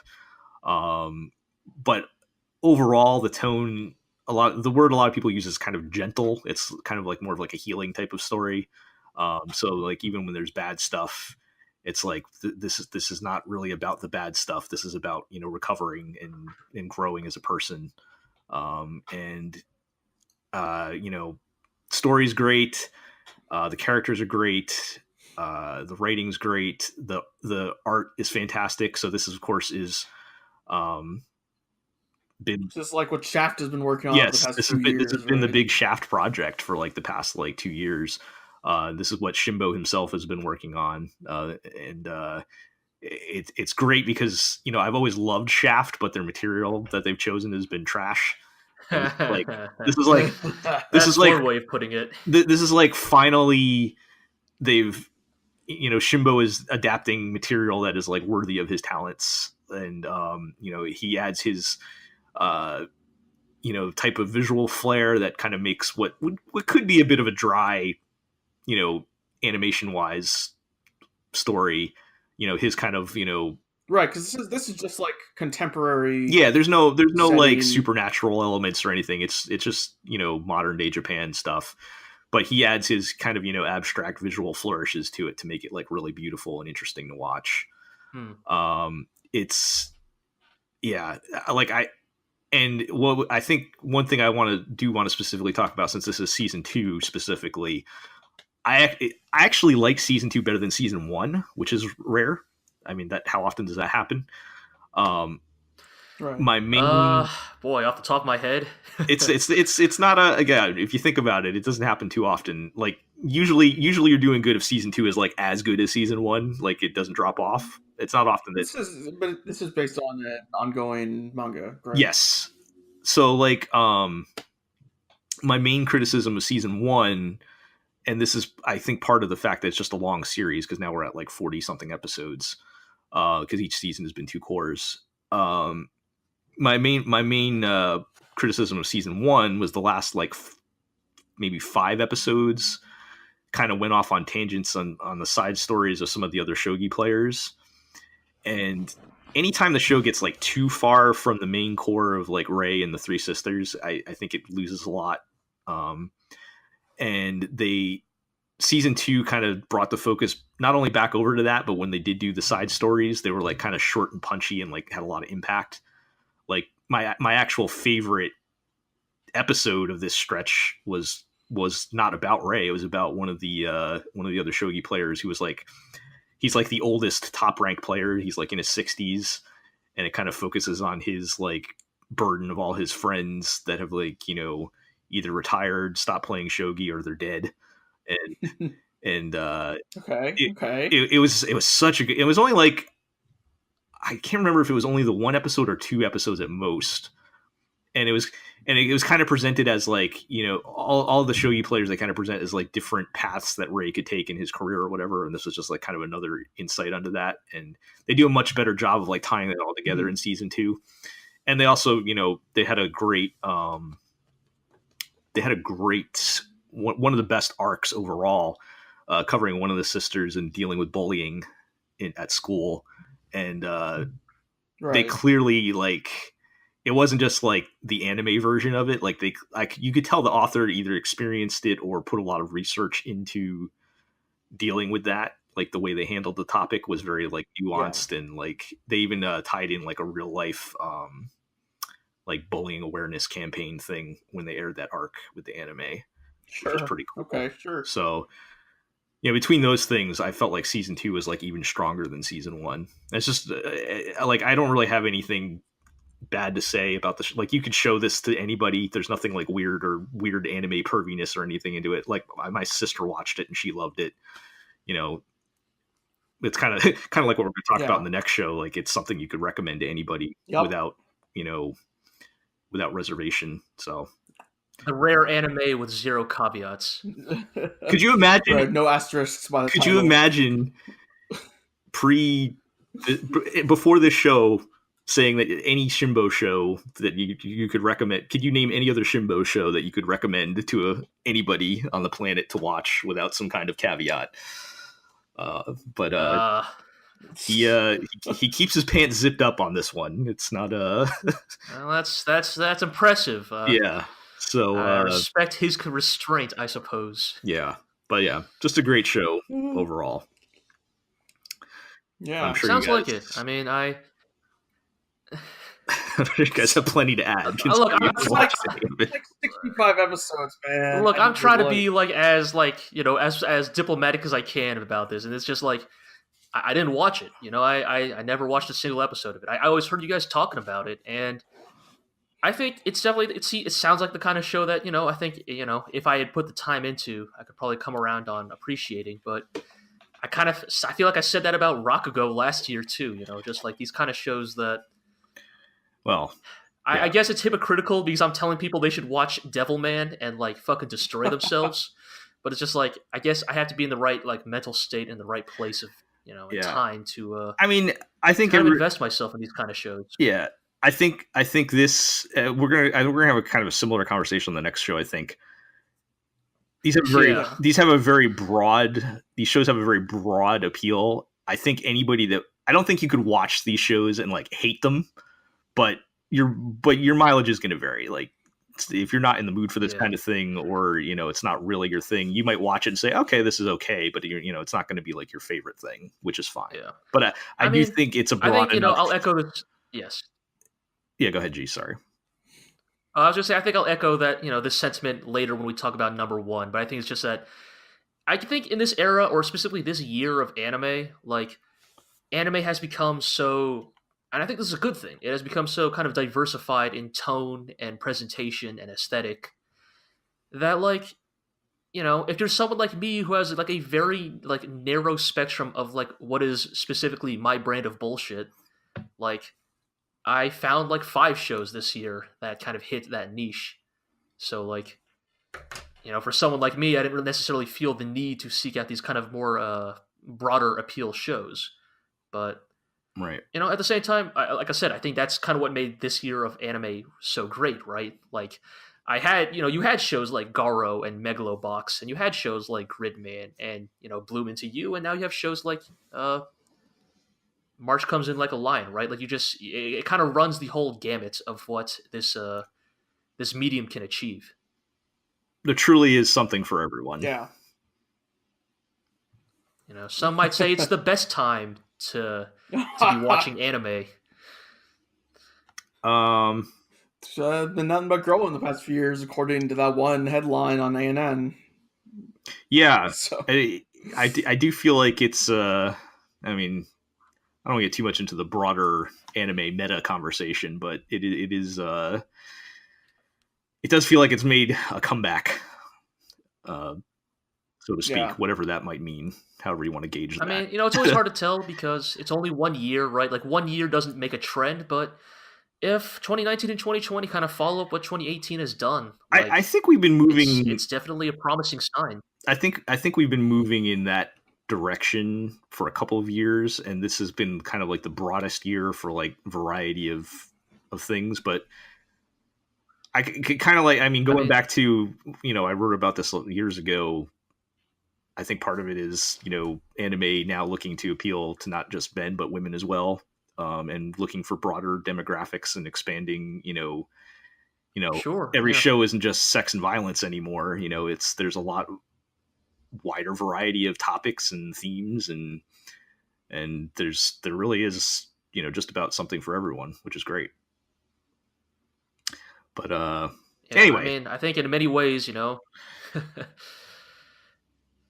for better or worse, I think that's kind of like why I think this is the first year we've had in a while where our number one anime was not unanimous. I think, I think if you look back at the past few years of the blog, not that it was always unanimous, but I think the past 2-3 years you could kind of predict what was going to be number one from yeah. So let's get into that pretty early on. I agree when I realized, because as I was, I'm the one that's tallying the votes. As I was adding them up, it became pretty obvious to me early that, A Place Further Than the Universe is going to be our number one anime of 2018. And I probably wouldn't have thought that. Apparently so. I probably wouldn't have thought that beforehand. But, the more I thought about it again, it kind of is a... I don't want to say safe, but it is a very universal appeal type of show whereas there were some people that picked it number one, but almost everybody had it on their list. And I mean, this is the show that, I mean, hell, even the New York Times listed this as one of the best TV shows of the year. Like, it has a very broad appeal to it. And so again, we're talking about A Place Further Than the Universe, the show that we affectionately refer to as South Pole Girls. This is the show. This is a story about a girl. Her mother was a scientist or something in basically a researcher or something, and she died on a trip to Antarctica, and so this girl wants to go on a trip there basically, and she meets these other girls that kind of get on board with going on the trip, and it's interesting that like when you say this, like this all came out of nowhere because we were all expecting the show to be like at best like nice but boring or whatever, and yeah, because it when you read the description, it sounds like your typical girls club anime, just insert going to Antarctica for whatever other club activity. Could have been camping, like in laid back camp. Starting a band, whatever, taking up long distance bicycle riding. These are all real shows. And I think if I were to boil down what makes this show different, is it makes, well, there's a couple things. For one, it is a much broader scale. There are big dramatic moments.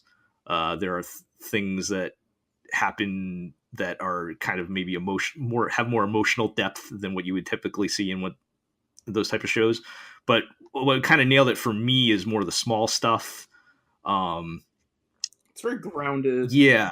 In like, they really make a lot of effort to make the girls kind of have well-rounded personalities and feel more like real people and not like anime cutouts of like a dude writing what he thinks high school girls sound like.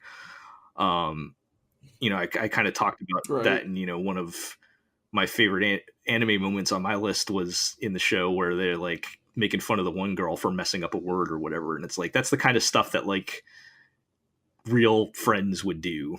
And, you know, that adds, you know, when you have that as your foundation and then you add the big, more dramatic, emotional stuff on top of it, it really works really well. Yeah. Did I miss anything, Iro? I truly wish. Yeah, I was just really impressed by like how, yeah, like as you said, how the characters act, because when you think of this type of show, the cute girls doing cute things sort of show, like it is, like I just said, it's just an excuse for cute girls to do cute things, and everyone can go, oh, look how goofy and cute it was that they sat around and talked about cake or whatever when they're supposed to be playing music.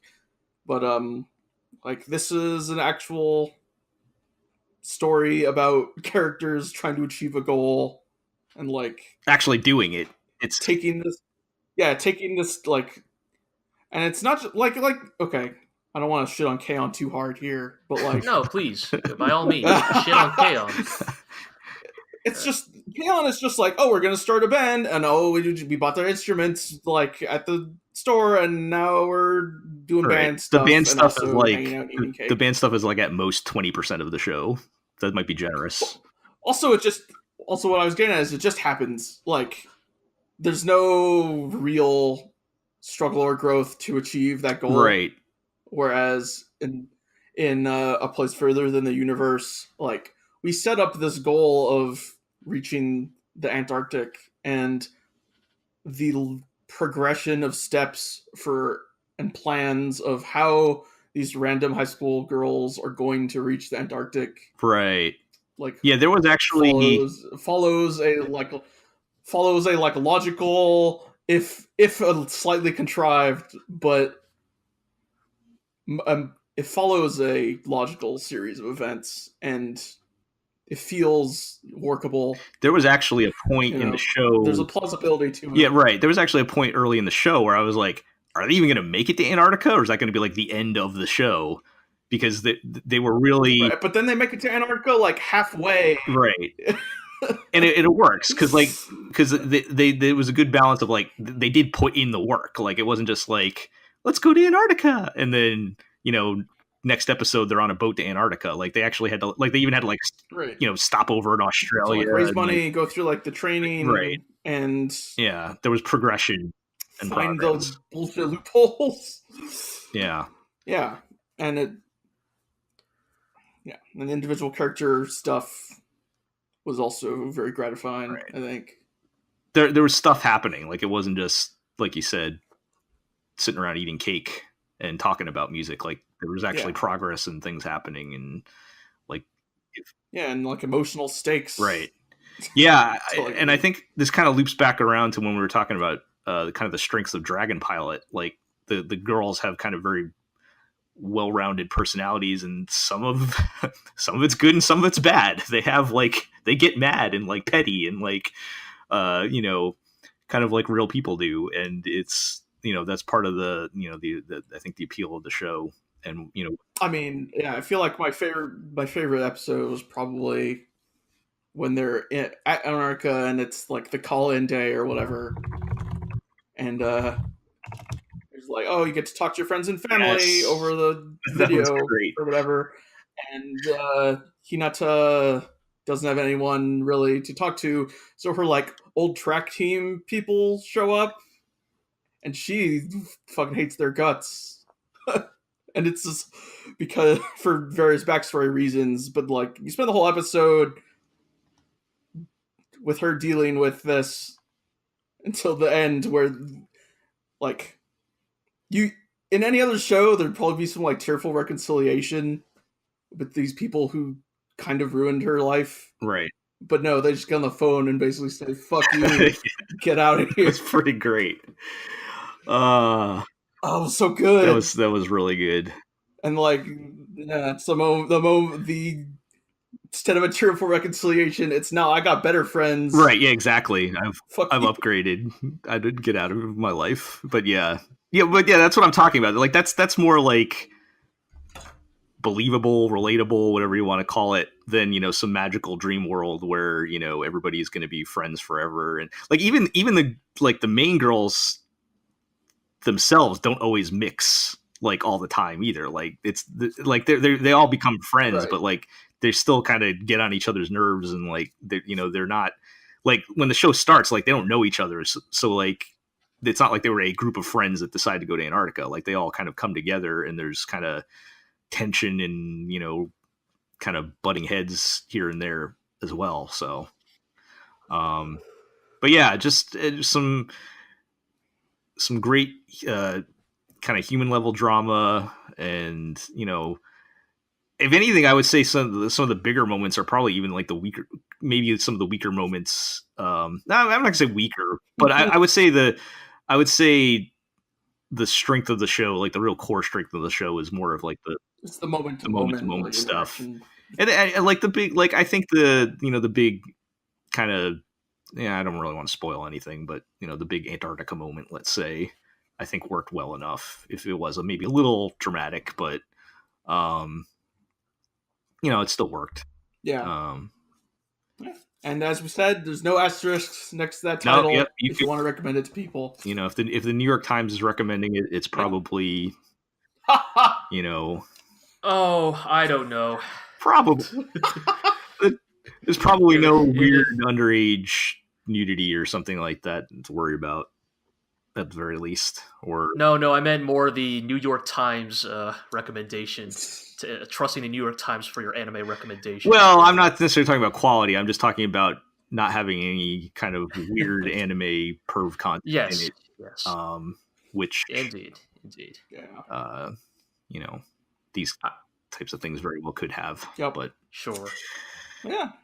Look, I a lot. Yeah, I will be as diplomatic as I can be and just say that I wish I saw what you guys saw on the show. I watched the first 2 episodes, and, you know, again, not to take away from your guys' enjoyment of it, but I guess for me in those first 2 episodes, I didn't really see the spark of that show evolving past its like cute girls doing cute things format, and I do want to just defend myself here and say that I don't like just broadly dislike that genre. Shirobako was my favorite anime of God, how many years ago was that at this point? 16? Wait, 2016? Was that 2016? I feel like a million years away ago at this point. Let's say 2016. Yeah. No, wait, because because 2017 was Made in Abyss. 2016 was Erased, right? Maybe it was 15. I thought Erased was 2015. Okay, 2015. Yes. Because 2015 was the year I was in Singapore. Okay, it's coming back to me now. Hey, they go to Singapore and place further than you. Spend a whole episode there. Well, so I mean, I guess I just want to say I don't just like automatically dislike the genre. In fact, works like Shirobako did a great job to convince me that there were some.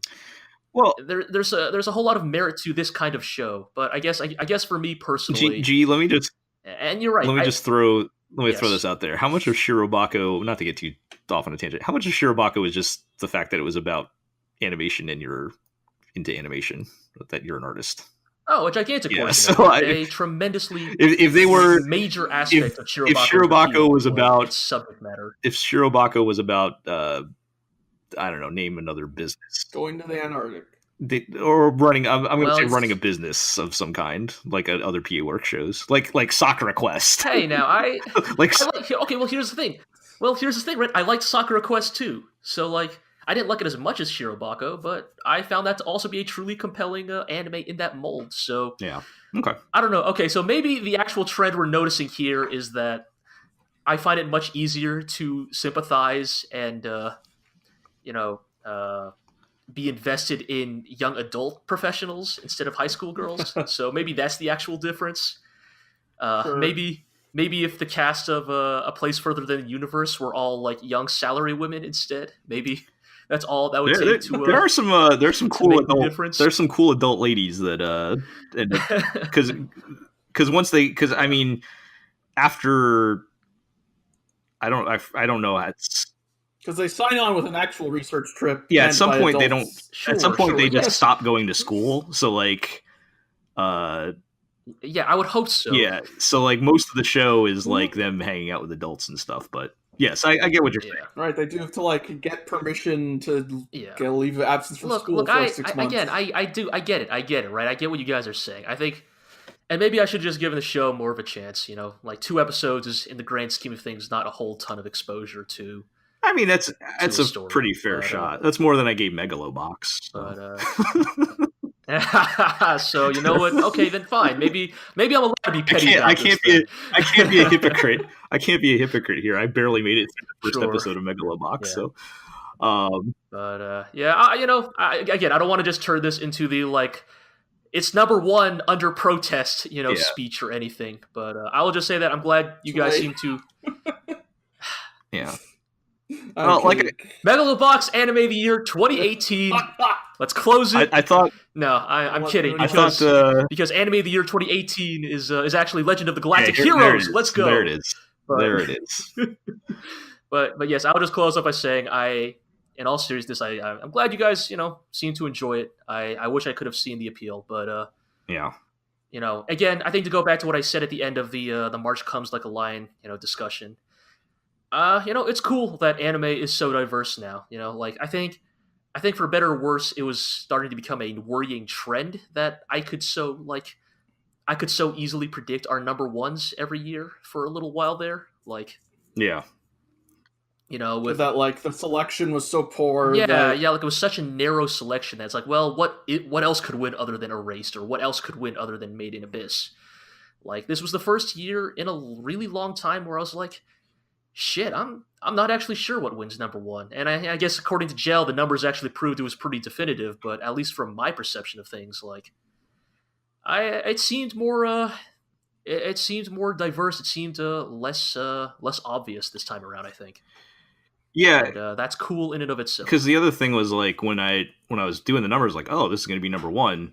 I also was like, well, I'm not sure what else would have been.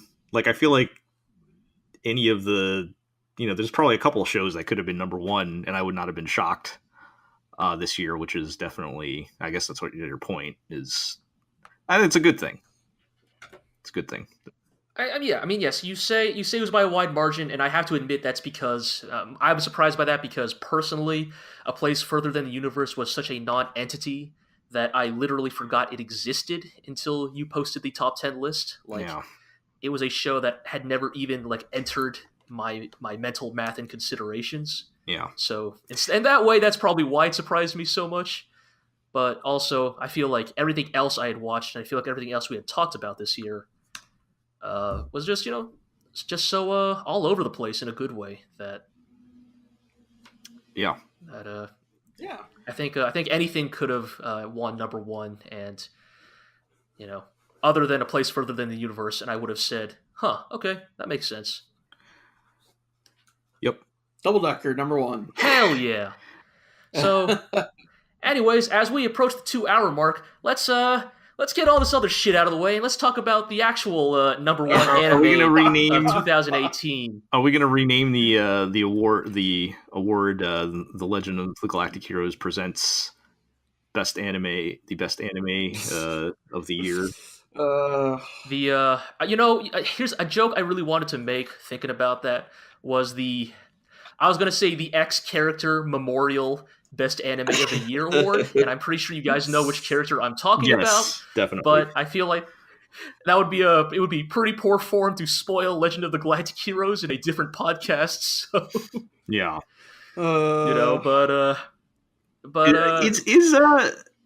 Is that past the statute of limitations, though? I mean, it was 30 years ago at this point.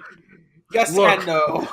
No. Okay, look. Yes, here's the thing. The reason I'm not gonna push it seriously this year is because look, we haven't finished it yet, right? For all we know, fucking, we could get to episode 50 and that shit just totally falls apart.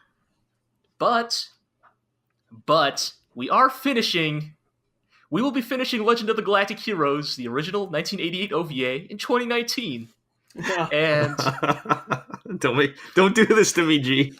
Don't make me do this.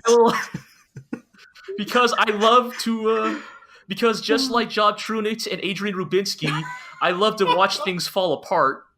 Oh god. I will happily cause the destruction of the GLORIO blog if that is what is required to make Legend of the Galactic Heroes #1 anime of 2019.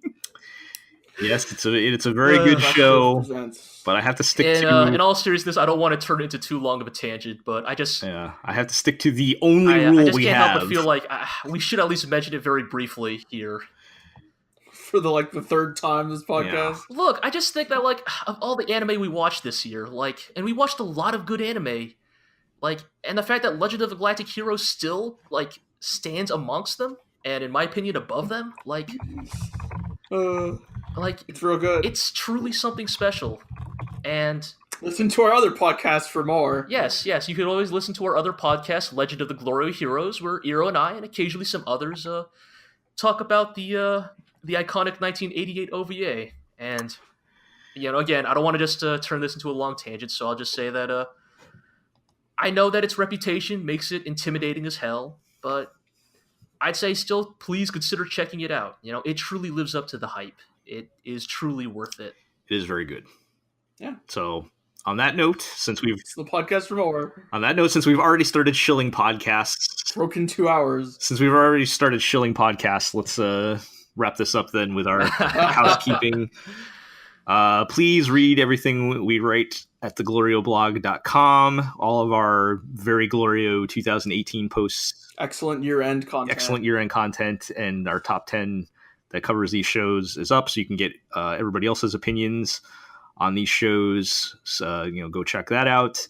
Like, comment, subscribe to the podcast on iTunes or wherever you get podcasts, including Legend of the GLORIO Heroes, as we have heard many, many, many times this episode already. What did I miss? Oh, I forgot Twitter. Follow us on Twitter at the GLORIO blog. Tell your friends, tell your enemies. Hope everybody has a good 2019. Is that too optimistic? Yeah. You know what? Maybe, but also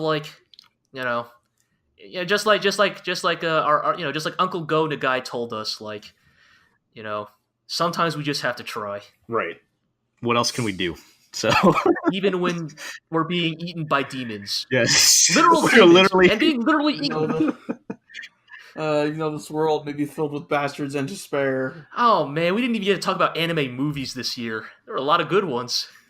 Oh yeah, maybe we'll do that another episode for just that or something. Let's talk about that later. Let's end this one. So, sure. Again, thank you guys for being on. Thank you to the rest of the GLORIO crew. Thank you for everybody that has continued to put it up with us in 2018, despite our changes and things that we've been doing. I know we've been doing a bit less writing. Hopefully we can fix that in the near future. But I know I've enjoyed getting the podcast up there. Thank you all for listening. And here's hoping for a better 2019. And we'll catch everybody for next episode. Yep. Bye. See you later.